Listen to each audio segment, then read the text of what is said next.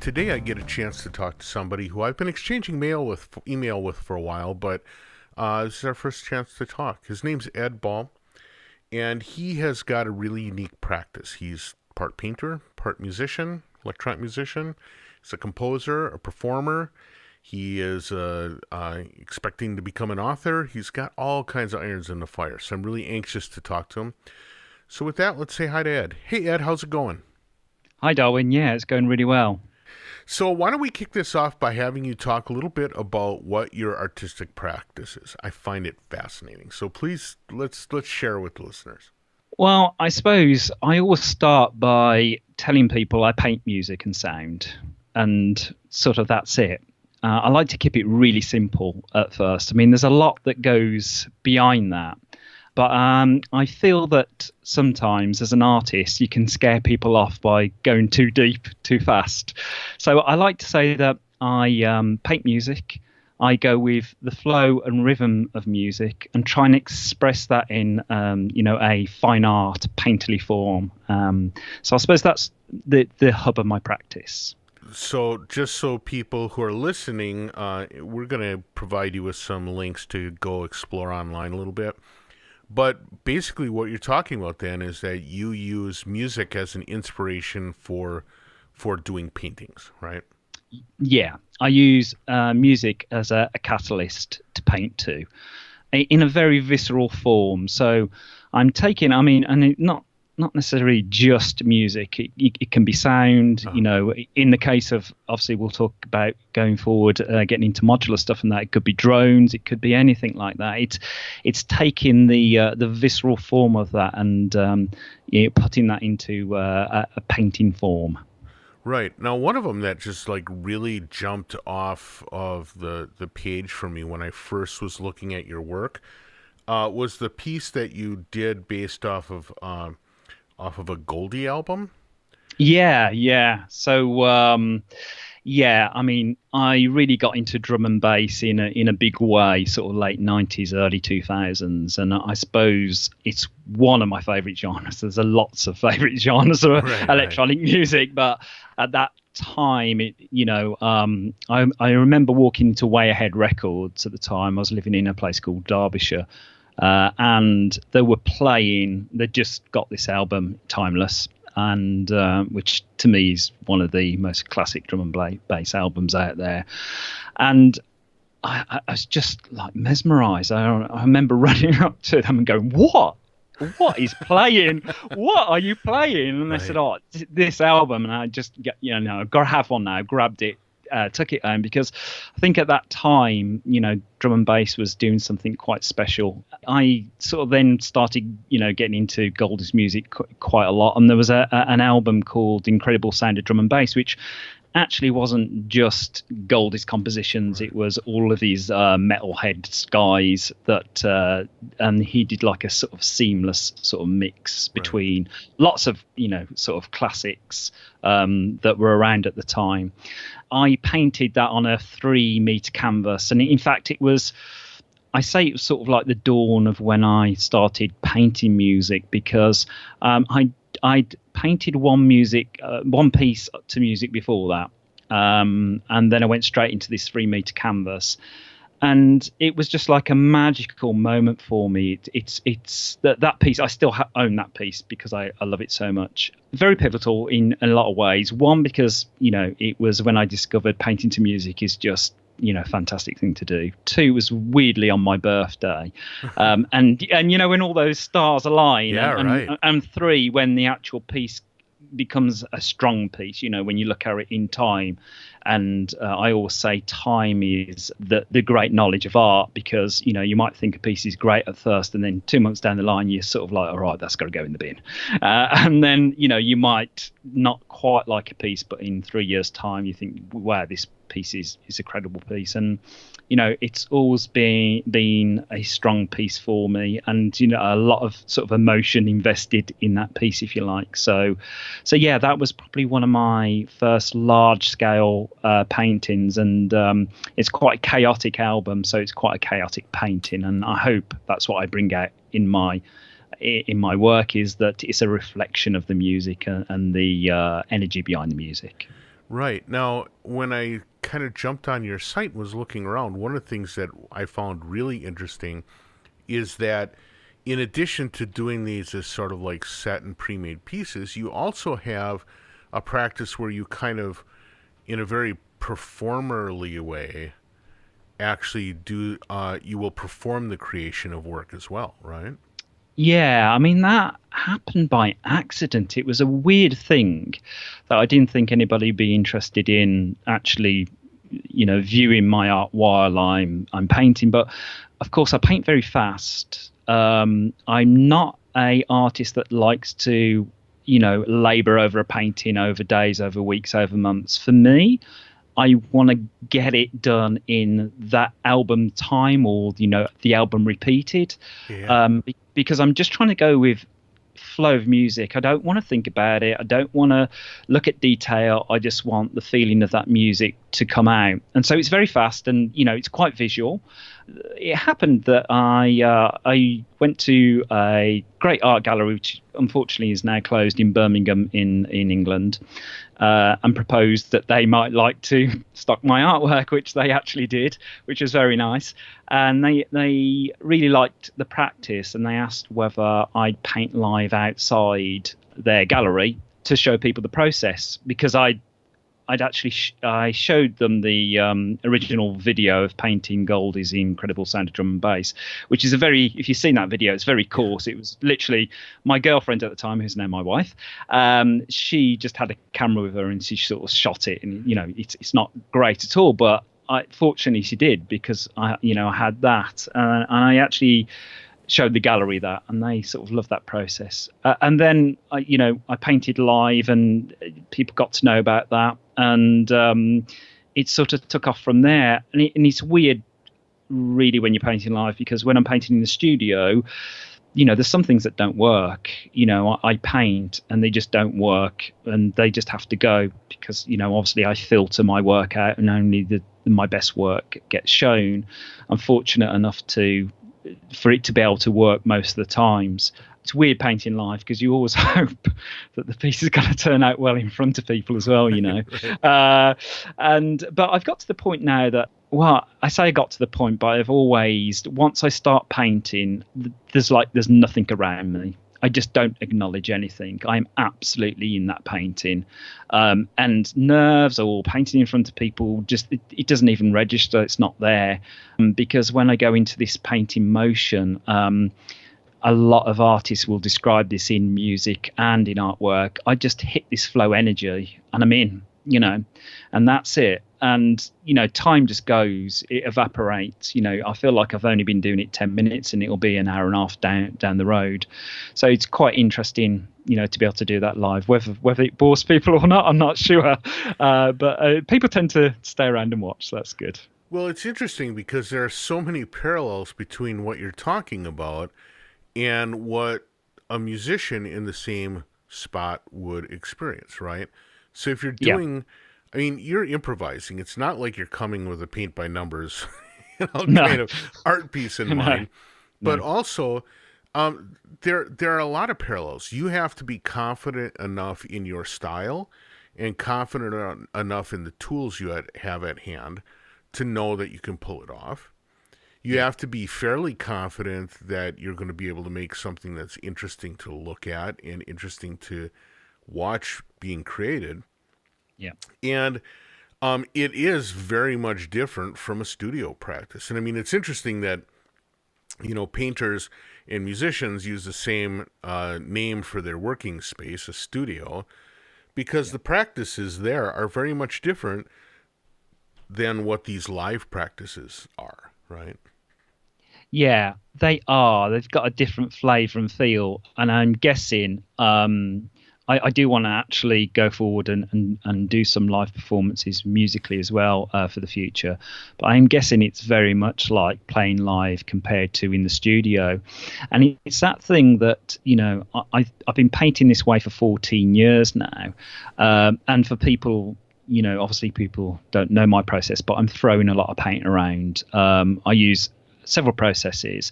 So the main process is let's get some paint on that canvas, and let's get it on fast, and let's get it onto the beat and rhythm of the music. Right. And that's the first process.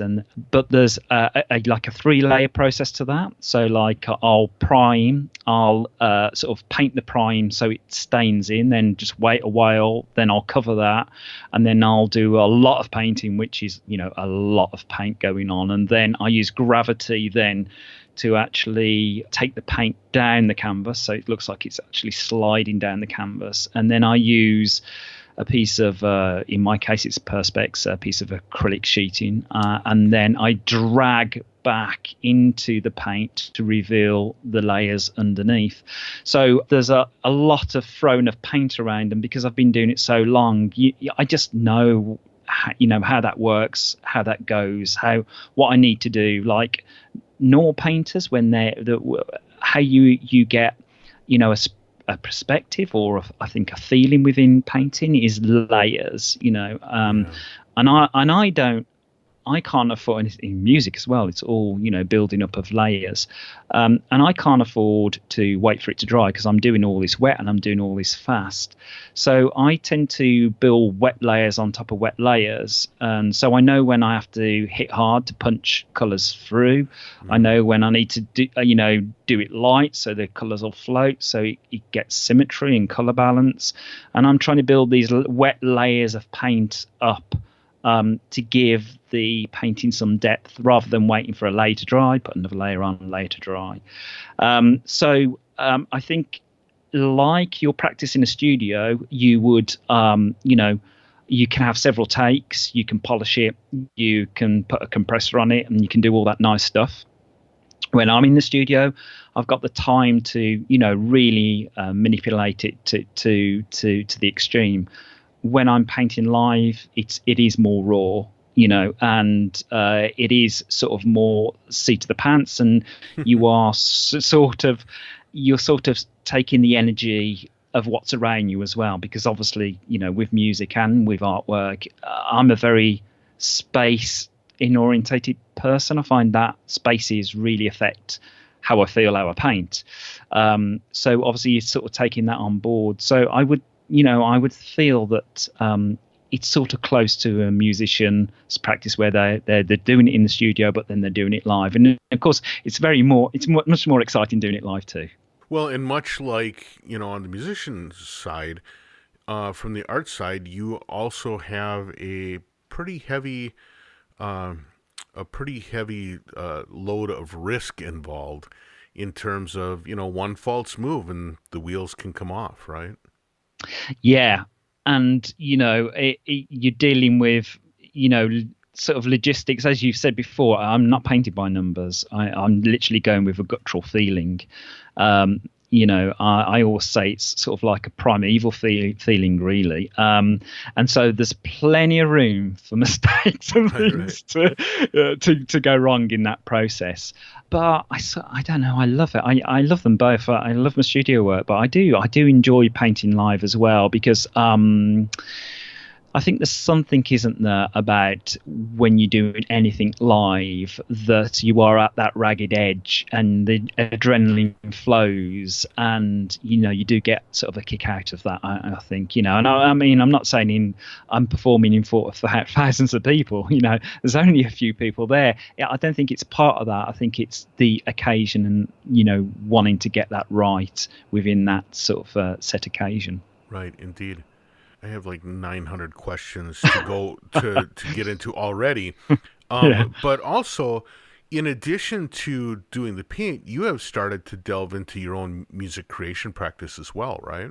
Yeah, so this started when I was a kid, really. My first ever keyboard was the old Casio VL-Tone. Remember the VL-1? Yeah, absolutely. I bought one of those, and that was my, it was around the 80s, and I was getting into a lot of new romantic music at the moment, early Human League, that type of stuff. Right. And I got this VL tone and just absolutely enjoyed it. And you could, I don't even remember, you could actually program the sounds by putting numbers in for the ADSR and that type of thing. And so I quite got into that. And then I thought I'd up the ante by a Casio MT40. These weren't powerful machines, but then I did a trade at school, I remember, for a small stones phase shifter, and put that on the end of the brass on this MT40. And I was like, whoa, listen to that, going through my rubbishy old keyboard speaker. And then I sort of built up an arsenal of these VL1s, programmed some bass lines on them. I mean, obviously there wasn't MIDI or anything, but I just used to copy the same sequence and slightly detune them. So I suppose that was my first 2 oscillator synthesizer. So I just used to love messing around, when as a kid. My first proper synth was a Yamaha CS05, and then I sort of, I had the obligatory group with my mate in the back room, but just remembered joyfully these years of doing all that, and I sort of lost touch with that. You start working for a living, things start taking over your life, and I sort of lost it really. And then around about 3 years ago, I just thought within my practice that, look, I'm painting to other people's music and sounds, which I absolutely love. And this is what I believe about your artwork as well. You should paint what you love. What is within you as a person. And music has always been, listening to music has always been within me as a person. It's always been there in my life to go through good times and bad times. I've always loved and turned to music.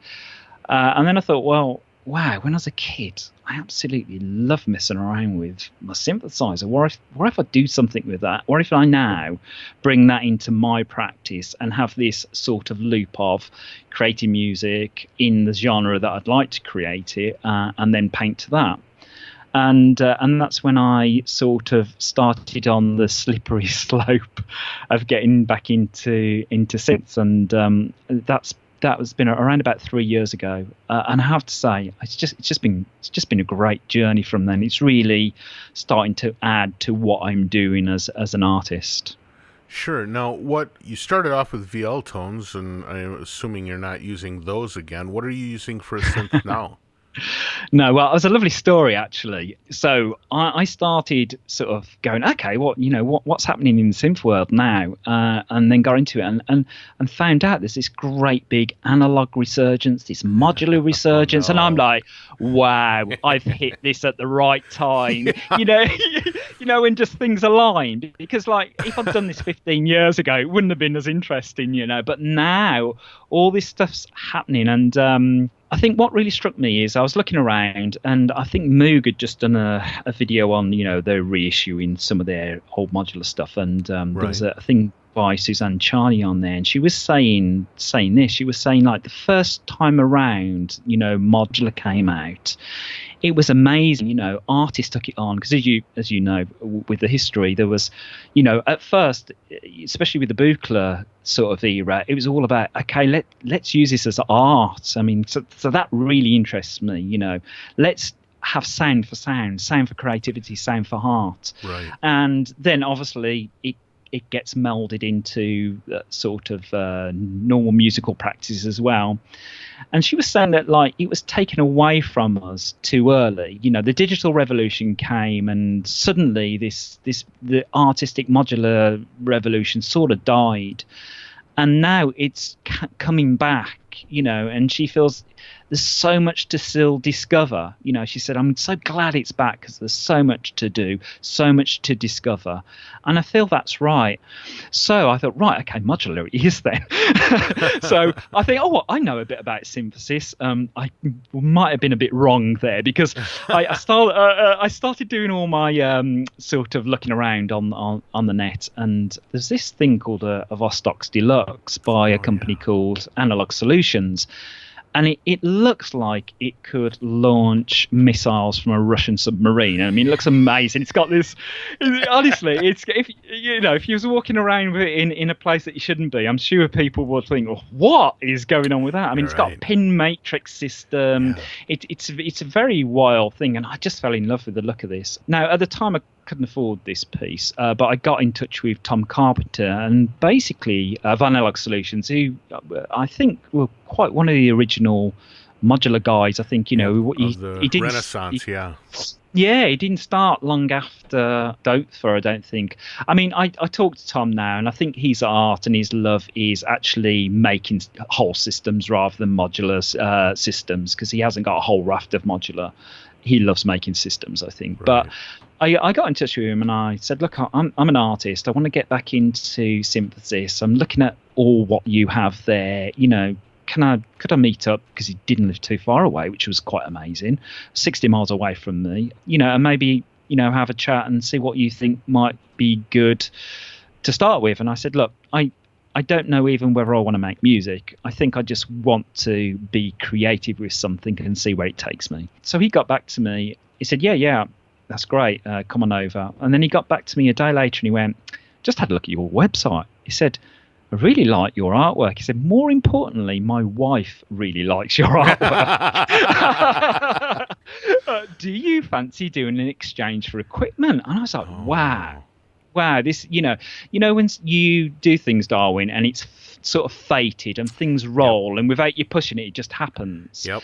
And I was thinking, okay, something's happening here. And so, at first he was going to swap a small piece of artwork for one of his, really sort of small synths. And then I said, look, have a few, see what your wife thinks, because I paint on Perspex, I paint on canvas, I don't know what she'll like. And then he got back to me and went, the problem, she likes them all. And so he said, could we do something? And I said, well, it's not going to be far off the price of your Vostok's Deluxe. What do you think? And he went, yeah, I'm up for that. So I did a swap for this thing that I fell in love with visually. And we did a swap, and that is my first foray back into synthesis, which is fully modular. It's it doesn't follow the Euro rack formatting as in sizing. I've got this thing for luggage as well, Darwin. If you put a synthesizer in a case, I'm there. I love it. I can't help myself. I love them all. It is like sort of a metal suitcase synthesizer full of modules that you have to patch. So I dash home thinking, great, within a couple of weeks I'm going to be doing this great experimental music. It's all going to be amazing. And as you know, proceeded to get sort of weird growling sounds out of it for about a year, and not knowing, you think you know about synthesis when you have got a synthesizer that's been normalized and everything's all hunky-dory, and you turn those knobs and everything's within a nice range as well. But when you get on modular, you don't know about synthesis at that point, do you? Or I didn't anyway. It was a long learning curve then to learn, about synthesis, about modular, and where I was going to take sort of that going forward. So I have a few synths now, but that was my first one back into it, which a bit different from the VL1, Darwin. Yeah, a bit different for sure. I just pulled up a picture of the Vostok Deluxe, and wow. What a re-entry system. Wow, Darwin, I couldn't believe it, honestly. I got it home and I dribbled over it for a couple of days. Lord, look at that. That's brilliant, isn't it? And then proceeded to get no sound out of it. But no, I can't say that, I know about all the systems and all the synths that are out there. Obviously, I'm going to things like Superbooth and that, where you sort of test a lot of stuff out. But the Vostoks is, I call it the screaming banshee, because you put anything over 3 and it just loves to go hot on you and do wild things. And it's got the Korg filter in it, the high pass low pass filter in it. Well, it's not the Korg filter, but because similar. Right. a similar sort of topology to that. So it's like a very raw filter, and then you start bringing the matrix into it, and sort of if you patch a patch with your chords, and then actually do the same patch with the matrix, you start getting this different timbres and bleeding. And I can only say I thought it was going to be an easy journey for me, and it was going to be like electric guitar. I was going to plug it in and be able to strum a few chords, and actually it turned out to be a violin. And actually that violin, I didn't know how to tune that violin, and I think that's how I think that's how I would say my journey with it has been. But it's been beautiful in a way, because you just find out all these weird nuances, and that happens with it. I probably wouldn't suggest it as a first synth if I was going to do it again, but it certainly is learnt me a lot about synthesis, and it's learnt me a lot that we all I think people outside of synthesis think of it's electric, it's analog, it's analog but it's electric, so therefore what you do is what you get, right. And surely something else was saying the same on the other thing. And when you start playing with these things, you realize they're living and breathing. They are as analog as a violin, and certainly in this case, this thing is. So it's been a bit of a baptism by fire, but a nice one, if I could say that. Well, it just seems like a really neat box full of parts to work with, too. I mean, it may not be the best. Well, maybe it is the best first synthesizer, though, in that you have all the pieces there, as long as you allow yourself not to have to use them all, right?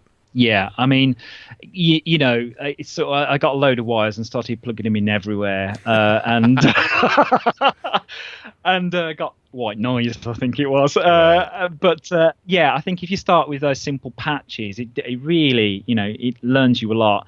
The other thing, and this is the same in my artwork too, is you all think, oh, right, I'm going to use all three oscillators. You want to use everything on there, and you start realizing very soon that too much is too much, and you start paring back, and there's a beautifulness in minimalism and paring things back, and it's the same in your painting process. When you first start, you're throwing everything in the kitchen sink at it, and it looks a mess at the end of the day, and then you start paring back your process and refining your process, and you start ending up with something that's legible to put out in front of people to see. And actually, weirdly enough, I'm finding my synth journey pretty much the same as my art journey, that I didn't start showing my artwork until I thought I'd look at that on a wall and think, oh yeah, that's good artwork. And that sort of took a 3-year process, and it's been about 2.5 years with the Vostok and other stuff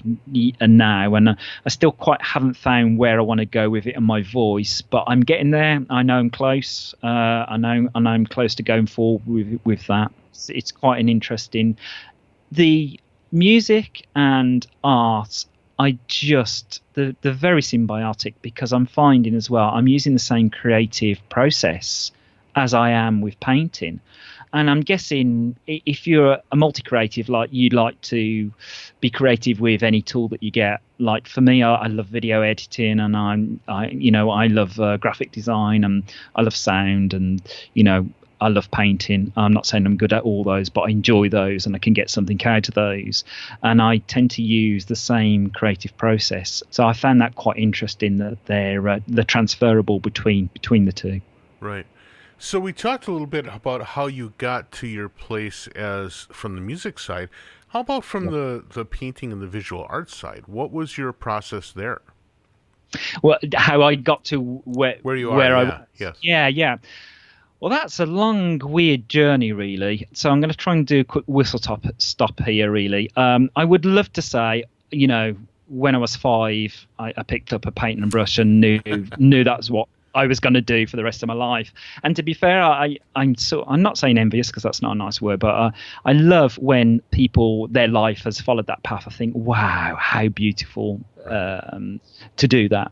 Mine, I didn't know what I was going to do. I mean, I was this dyslexic kid in late 70s in an inner city school that was not a very good school, that I didn't find any inspirational teachers there. You know, some people's lives are turned by someone who's inspirational, that turns around and goes, oh, you can do this. And so I didn't have that. So I left education very dismayed about it all, so didn't want to go into higher education. I decided the best way for me to make my mark was to go out and make money and, you know, be successful in a career to show people I was good. But the problem with that is I'm a creative. Really, actually, what I wanted to be was, when I was a kid, was just a mad inventor that, you know, did stuff with stuff. I mean, my granddad was used to fix valve radios, and when he passed away, I was very young, but when he passed away, I inherited lots of like amp meters and, you know, things, and I used to have microphones that twirled around with motors, and, you know, and I used to just love being a mad inventor. But unfortunately, anything creative didn't really, you know, the school and the education at the time didn't really follow that type of philosophy. So off to work I went, you know, being, I suppose, channeled my creativity into listening to music. I mean, I just absolutely love collecting and listening to music, and went on, you know, my musical journey that way with creativity. And then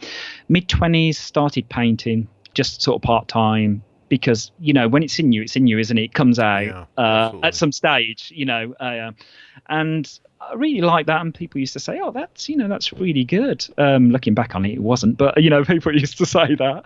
And what sort of happened is, slowly but surely, I got dismayed with, you know, I was an account manager. I got dismayed with the normal life of going and, you know, making money in a normal, what I call sort of a normal job.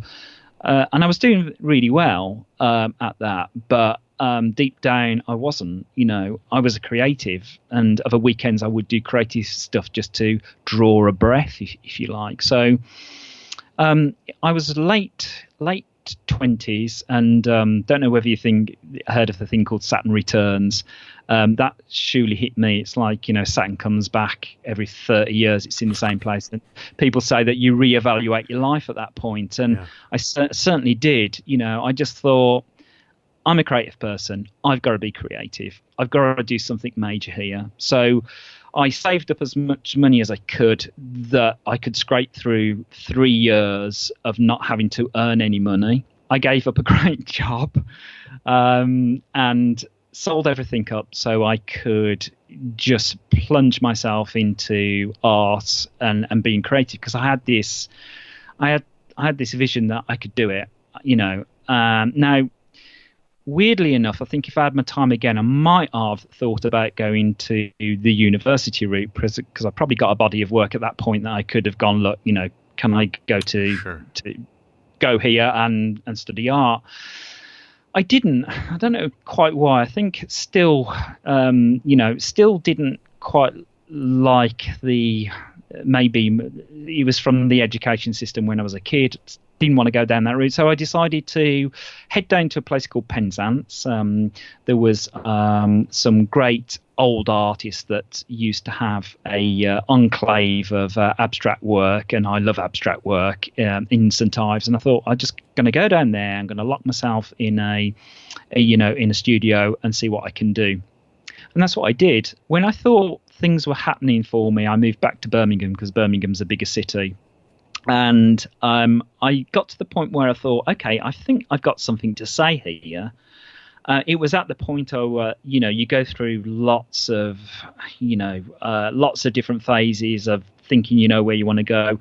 And I think suddenly you hit on something, and you know that's where you're going. You know that's your road. And I thought, okay, I've got something to say here. And that's when I started approaching galleries.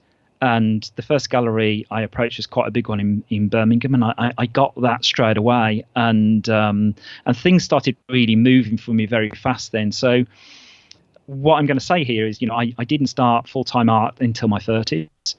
I'm a self-taught artist, and the road has just opened up for me from then on, and I've just been very lucky with how things have happened. I've had the pleasure of stumbling into an American architect who loved my artwork. This is very early stage. I'd literally what I would call, say, been painting for galleries for 6 months at this stage.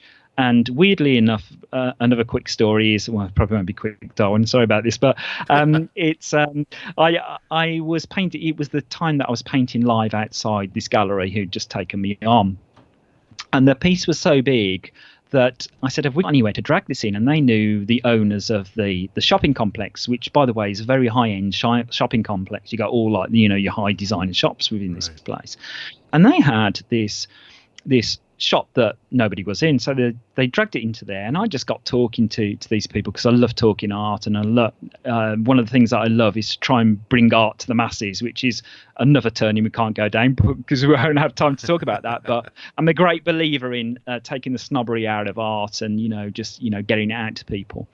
And so we was talking about this, and the guys who own the complex said, look, would you like to do some painting in here, show your paintwork, show your process to just people that walk past in here. So the rent, Darwin, in this place would have been thousands of pounds a month, you know. Right. And these guys just gave it me, you know, and they just said, look, it's interesting what you're doing. And we want to have interesting things within our complex. Sure. And they said, look, you can't sell from there, but my gallery was only, you know, 4 shops up. But if you could, you know, show people what you do, we'd love it. So I was there for 6 months. It was tremendous because, you know, people walk through the door, go into, like, you know, Hugo Boss, and then they'll walk through my door, and they'll go, I'm not too sure what is this? And I said, I'm like an artist in residence. Oh, we don't know anything about art. And I go, you don't need to, just come in and let me explain. I said, like, just sit in front of that piece of artwork and just say, do you like it all, don't you? And that's your first starting with art. You know, it's whether it connects with you or whether you don't. You know, again, I don't like the sort of snobbery in art and people being put off by that. So it was great in that dimension. But weirdly enough, a guy from America on his holiday came round, had a look at my artwork. I just happened to be there. It's fate again. And he went, I love your artwork. He said, I'm doing commission and I'd like to commission you for a piece of artwork. But I was doing it on Perspex at the time. He said, could you do it on glass? I said, I haven't tried. He said, right, okay, let's see if we can do this. And then he left and we exchanged cards. And you know what it's like, you know, these things, well, never, right. You know, never until it right. Yeah, you know, until it materializes, you never go mad about it. And then a week later, he got in touch with me. He said, right, Ed, I'm flying you over to Canada. There's big glass foundries in Canada that I work with. I want you to see if it'll work on glass. So amazing. This guy was totally amazing. Flew me over to Canada, met me at the glass foundry. We did a few test pieces. Yeah, it worked on glass. And then we went back over. We sort of talked to each other for about a year to decide what we were going to do for it. Flew me back over to Canada again. Produced the piece on glass, two-layered piece of glass, and it now hangs in one of his monolithic domes in Birmingham, Alabama. I think out of that story, I'm going to say just my road has been one of the right opportunities, the right time, a bit of luck, and a lot of hard work, and, you know, literally giving up everything and putting pretty much my life on the line to try and become an artist. Unfortunately, it's sort of worked out as you know, I've sort of muggled through, if you like. Well, that's an astounding story, and one that really comes from a lot of different things. I mean, you put yourself in a position to be kind of an ambassador for art, right? But also, and this is something I know just from my own practice and my own work with other people. So many people are scared to let you see their work before it's polished like a diamond, right? Yeah. And it seems like you were willing to be kind of reveal your process and reveal your work style and reveal that. And that actually put you in the position to have the success that you have. You wouldn't have had that if you would have been hiding in your studio. No. And I'm this person that believes in you have to put yourself in uncomfortable positions to grow as a person. I mean, again, when I hit my 30s, I got into all the books on how you can be the best person you can be, the Tony Robbins type of stuff and that type of stuff, and reading all the books, How to Win and Influence, How to Win Friends and Influence People, all those, those great sort of like how you can become the best person you can be. And I'm not saying I'm anywhere near, and it's hard, it's hard to change the way you are as a person and produce new routines. But I'm a great believer in trying to push as much as you can, do as much as you can, and, try and put yourself in positions of sometimes fear, because you sort of grow, all these people say that, and it's muted in a lot of religions as well, that to grow as a person you've got to go to places you wouldn't go. And I'm sort of a believer in that. I'm a believer as well in talking to people and showing them process. I mean, I think I've met few artists that would never ever show you reveal their process of how they get to where they are. And I think, what, I've sort of got this feeling that I'm going to grow as an artist, and I'll show people my process now. And if people want to do that process, that's fine, because I'm moving on. My process will move on. Right. And so if somebody wants to copy me, that's fine, because they'll be copying me by the time they get a frozen piece of time. And by the time they get up to what I'm doing, I'm going to be gone on 3 years, and that I'm going to be doing something different by then. And I just feel, being open with process, people so engage with you with it. They just, when they see, I didn't know you did that. And I get this weird thing. I finish it and people clap, and it's like, whoa, that's a bit weird, isn't it? But it took me back at first. It's just like a weird thing to do at the end of painting. But just people love seeing the process. They love seeing what goes on behind it. And I love to show that too, and I think that's, and it's all this thing as well about trying to open up art. I mean, I know we're doing a lot of it now, and the last 10 years, I think people have come on leaps and bounds. I mean, we've got the Tate in the UK here that's done a lot to open up the arts to, underprivileged Such an amazing kids. Place. Yeah, it's unreal. Yeah, I mean, because when I was a kid, I was culture devoid. I mean, what would have happened if I was plunged in this culture when I was a kid? And again, I'm not sort of saying, I'm downtrodden, because again, I don't believe in that. I believe in you. I believe in you are what you've made yourself to be, and if you want to change, you change it yourself. It's not down to what's happened or where you've been or what you've done. You've made those decisions. I'm a great believer in that. But what if I've been plunged into this sea of culture at that age? Would I have picked up that earlier? Would I have been in a different mode now? And so to be able to strip away, I think, the highbrow part of art, so kids get involved, so there isn't any mystique about it, and there it becomes like the run of the mill, which it isn't at the moment still. And I mean, that's what I love about music. I mean, music is every bit as talented, as because it's a creative process, as an artist is. They're using similar things to get where they want to be. The good rises to the top and the bad doesn't, and you've got all these things that are very, very similar to music. But music is loved and adored by everybody because it's accessible. Yet the same creative process is hidden and not loved and adored by the masses when it should be. And I really blame I think as artists, we're to blame as much as the high-end galleries and, the snobbery and the money that's involved with that. I think some artists, and, again, everyone's to their own, you'll read some artist statements of what they're trying to do. And as an artist, I just don't understand what that is, because they're using words, that I find hard to sort of get my head round and, find out what their practice is. And so I think when the normal run-of-the-mill people butt up against that, they just think, this is just too highbrow. Yeah. And that's why I say, Darwin, I mean, we could go into, the visceral part of music, that music's been in every culture. It's been in every tribe, that visceral drum of the beat, the beautiful sounds of people singing. It's been in humanity. It's been in our genetics throughout time. It's got that sort of lovely sort of feel to it. And I could wax on lyrical about why I paint to music and the deeper side of that. But whenever I see people, I just go, what do you do? I paint music. Yeah. I listen to the flow and the beat of music, and I express it and I paint it.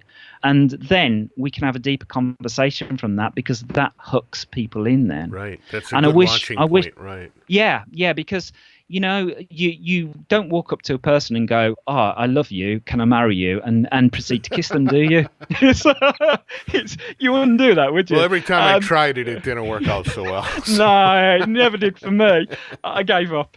And it's the same when you're talking to somebody about music or art. First of all, you get in with the hook.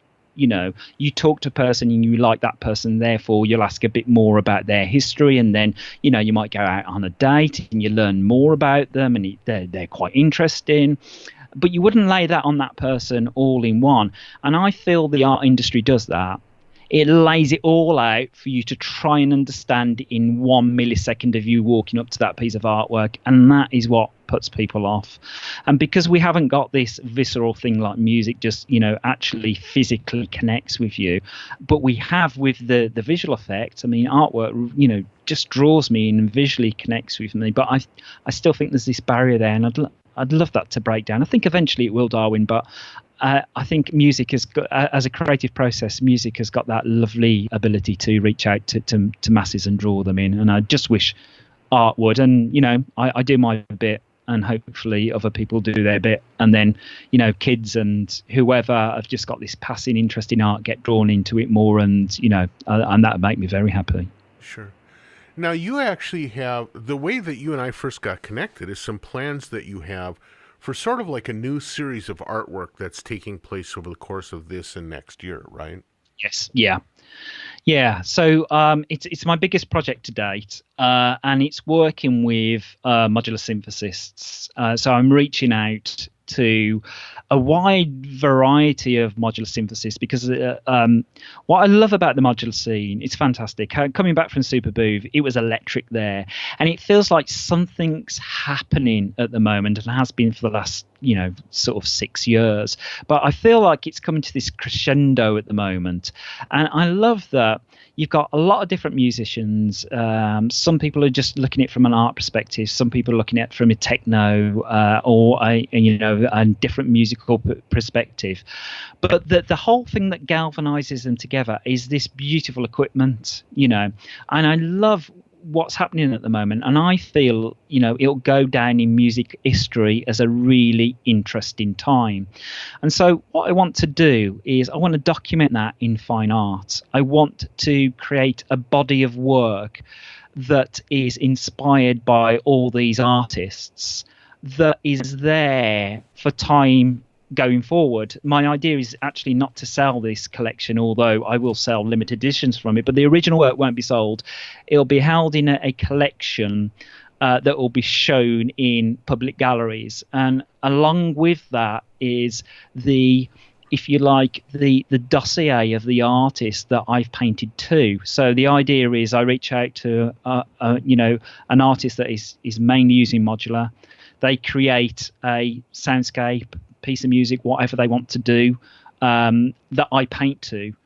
But within that as well, that I document what equipment they've used, what sort of patches they've used, what their idea was behind the track, and the information about the artist itself. So that information sits alongside that piece of artwork. So you'll see a piece of artwork, you'll have a big explanation of how that artwork's come to be via this other artist, which is the musician.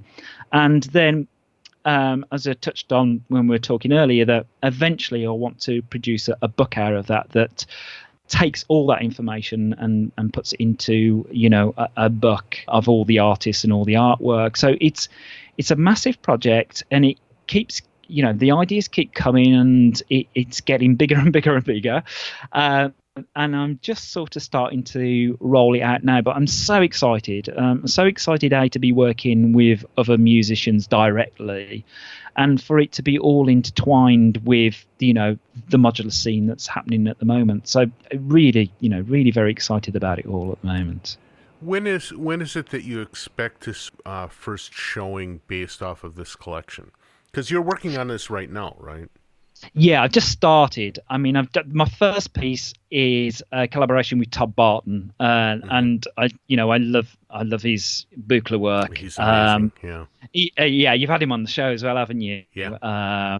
And by the way, I've just got to say, listening to your podcast, Darwin, thanks for introducing me to Todd Dockstacker, because I had not heard any of his work before, and Aerial One is now one of my favorite albums of all time. Isn't that a head twist? It's so amazing. Wow. Yeah.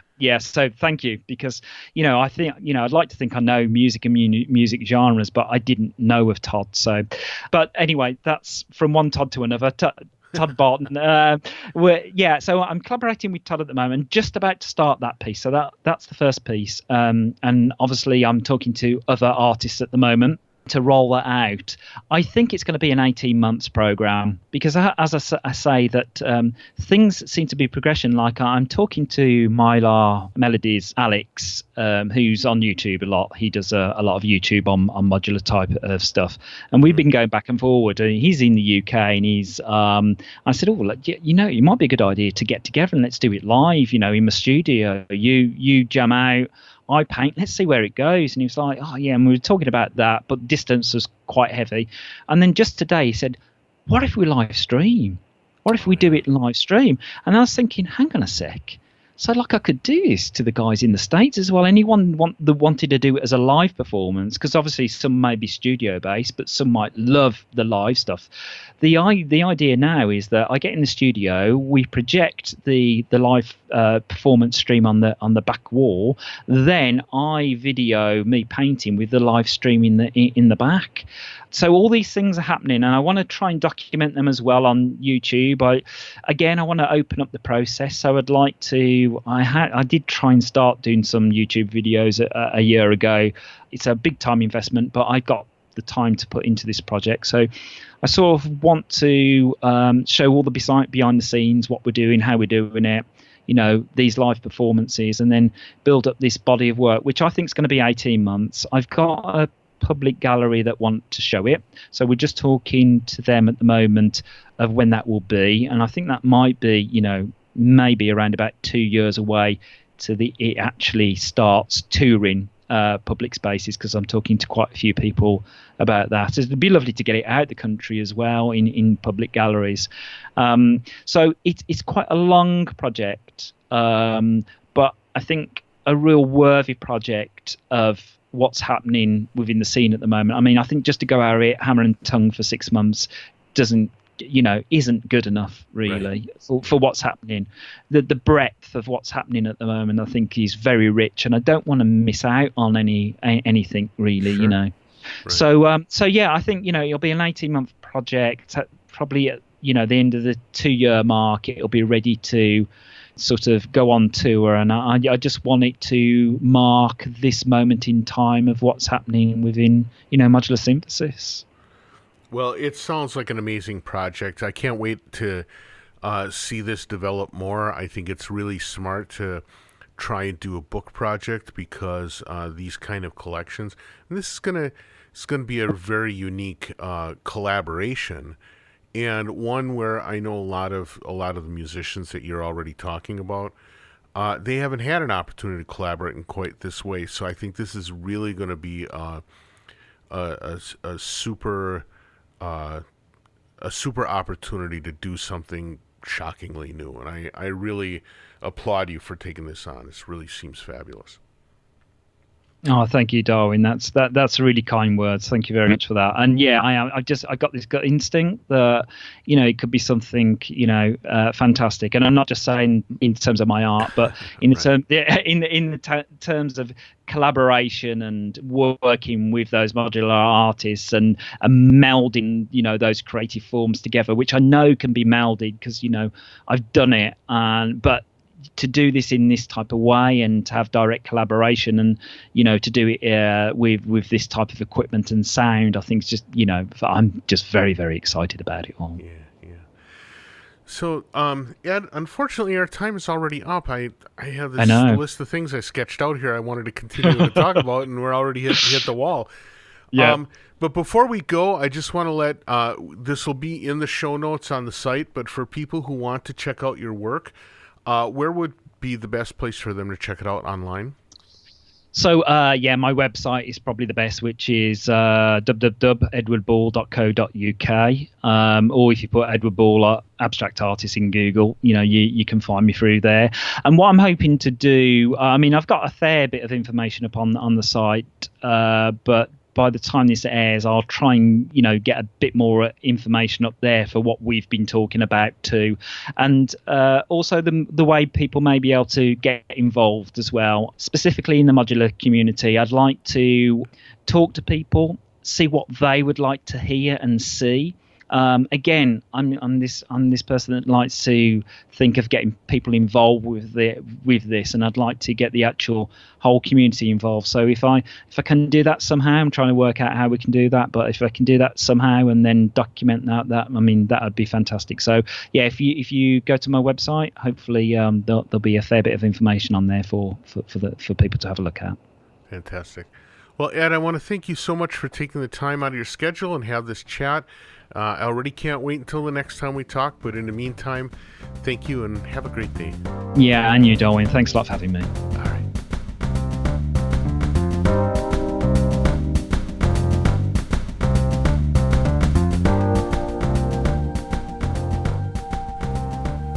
Okay, many thanks to Ed for having the chat. It was really interesting to hear about this really interesting mix of fine art and music. If you have a chance, check out his site. He gave the address there a second ago. It'll also be in the show notes if you want to check those out. Thanks so much for listening, and I am buzzing away on vacation, so I'm going to be kind of a little fritting about. But if you have any questions, comments, or concerns, drop me an email, ddg@cycling74.com or darwin.gross@gmail.com or ddg@20objects.com. I got all kinds of emails. Give me a shout out at one of them. Otherwise, I will catch you next week around. Thanks.